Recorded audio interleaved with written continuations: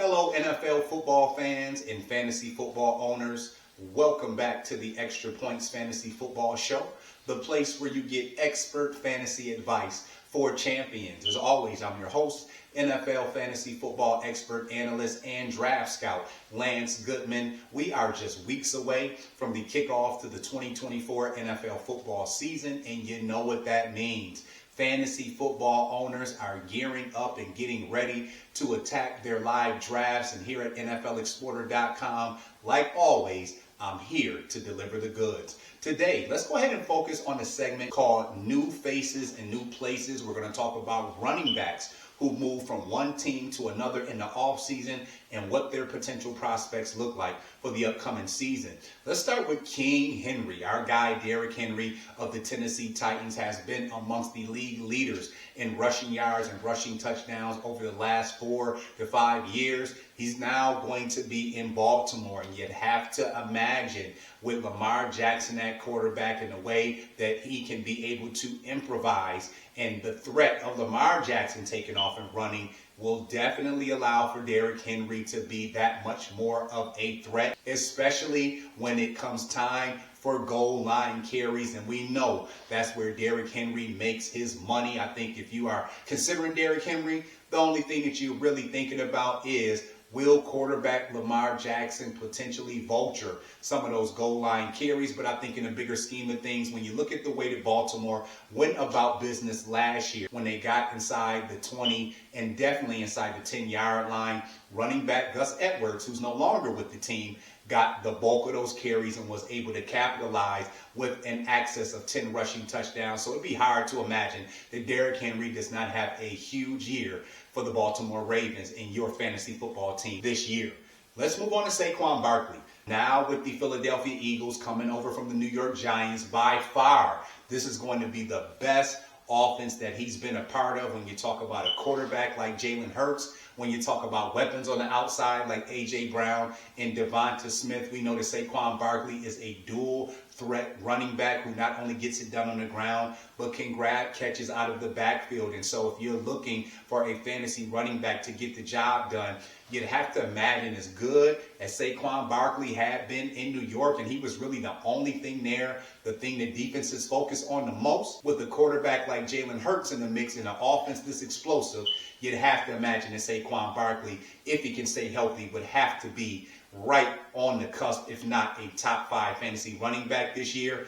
That's the elephant in the room. You just heard me talk about King Henry and potentially quarterback Lamar Jackson out in Baltimore vulturing touchdowns. I think that's your big concern if you have Saquon Barkley out in Philadelphia. We know the Eagles love to do the tush push, where quarterback Jalen Hurts gets under center and the offense just pushes him forward into the end zone. And so potentially, could that hurt Saquon Barkley's numbers? We know last year, running back DeAndre Swift, who's now in Chicago, and we'll talk about in a minute, had over 1,000 rushing yards, but a low number of rushing touchdowns because Jalen Hurts is the guy who gets all of those goal line carries. So that's something that fantasy owners definitely want to consider. Let's talk about running back Josh Jacobs, no longer with the Las Vegas Raiders, now with the Green Bay Packers, another guy who offensively, the pieces around him have gotten better. I think as long as he gets the full workload, and again, they still have running back A.J. Dillon. As long as Green Bay is not going to bring in Dillon for goal line situations and chew away at Josh Jacobs' potential numbers, other than that, Josh Jacobs is really a really good running back now on an offense with Jordan Love and those guys out there in Green Bay that you know are going to move the football. So you have to like the prospects for Josh Jacobs. But again, there is going to be some moderate concern until we see the season kick off about him potentially getting vultured for goal line touchdowns by fellow running back A.J. Dillon. Let's move on to Joe Mixon, no longer with the Cincinnati Bengals, now with the Houston Texans. We know that Texans offense is explosive and going to move the football. I think the Houston Texans offensive line is kind of right in the middle of the pack, at least based on what we've seen last year. But we did see running back Devin Singletary, who's no longer with Houston. We'll talk about him in a minute as well. we did see him be very effective. And so Joe Mixon still has a lot of tread left on that tire. This Texans offense is very explosive. I think Joe Mixon, if he can remain healthy, is definitely a guy that you're going to covet to have on your fantasy football team. Let's move on to Aaron Jones. No longer with the Green Bay Packers, now with the Minnesota Vikings. We know that the Vikings have a new quarterback and Sam Darnold, who's going to be starting this year. When you look on the outside, wide receiver Justin Jefferson is an absolute beast. We expect for Jordan Addison, who had 10 touchdowns as a rookie last year at wide receiver, we expect him to be a little bit better. We know that tight end TJ Hockenson, very likely not going to start the season healthy and ready to go. And so when you look at Aaron Jones, I think from a volume standpoint, as long as he's not in any type of committee or he's getting 75% of the work, he's a guy who can catch out of the backfield, very effective on the ground. I think he's a guy who, if you can land in the right spot, will be able to do a lot of positive things for your fantasy football team based on the amount of volume that he's expected to get. Let's go ahead and move on to DeAndre Swift, now with the Chicago Bears. Again, that Bears offense, at least on paper, and when you talk about name brand, is loaded. Wide receiver DJ Moore up over 1,500 receiving yards last year. Wide receiver Keenan Allen coming over from the Los Angeles Chargers, a legitimate possession receiver. You also figure in rookie wide receiver Rome Odunze. You have a tight end in Cole Kmet, a quarterback like Caleb Williams, who's expected to do a lot of positive things. And so for DeAndre Swift, I think that's the big question that we have about him. Is he going to get the majority of the work? Or is he going to be in some type of timeshare with fellow running back Khalil Herbert? But we know that DeAndre Swift is good at catching out of the backfield, and I think he's a guy who you definitely want to put on your radar and will be able to do some really good things for your fantasy football team as long as this Bears offense lives up to expectation. Let's move on to Zach Moss. Now with the Cincinnati Bengals, was with the Indianapolis Colts last year. Moss is another guy who right now we're hearing murmurs about being in a timeshare with second-year running back Chase Brown. And so I think that puts his draft value a little bit more in peril. Nonetheless, last year in Indianapolis, when Jonathan Taylor was out, when Zach Moss was the feature running back, he was one of the top 5 to 10 fantasy running backs. So I think this is an opportunity-based business to where if Zach Moss can figure out a way to get the bulk of the workload, we know that Cincinnati Bengals offense will be moving the football up and down the field as well, and he can do some positive things for your fantasy football team.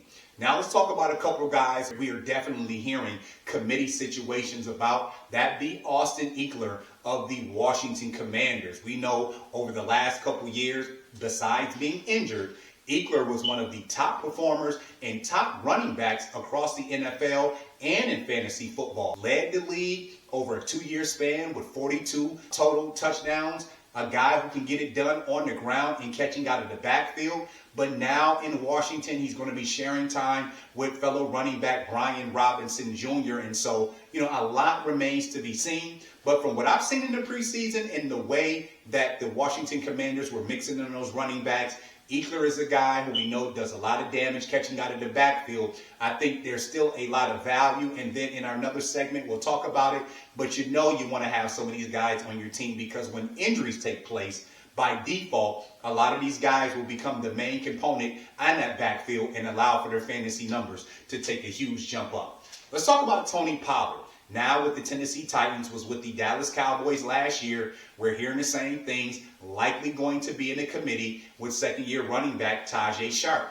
Nonetheless, Tony Pollard did get paid as a free agent and is expected to be a vital part of that Tennessee offense and is probably the guy for that Tennessee offense who's going to get at least the bulk of those goal line carries. Now let's move on to Devin Singletary of the New York Giants. Was with the Houston Texans last year.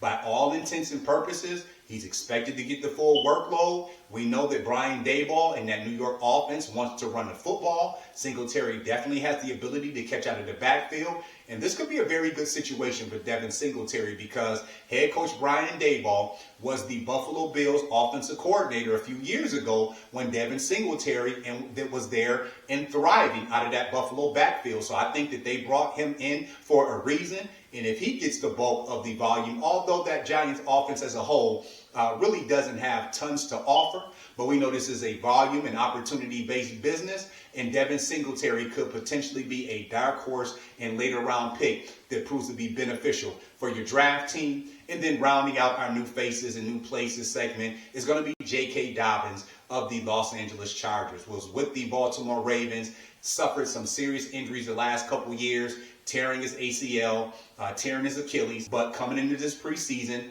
was fully healthy and has a big chip on his shoulder. He wants to prove to everybody that if he can get the workload, he can be one of the best running backs in the NFL. He does still have Justin Jackson there, a new head coach in Jim Harbaugh, a new offensive coordinator. So there's a lot to still find out about that Chargers offense, how they plan on using him. But I think there's a very good chance that he at least gets 60% of the workload.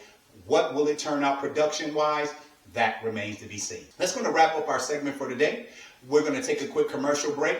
Make sure to hit the page on Twitter, Facebook, and Instagram to leave your comments. And we'll be back with more of the Extra Points Fantasy Football Show here on NFLExporter.com.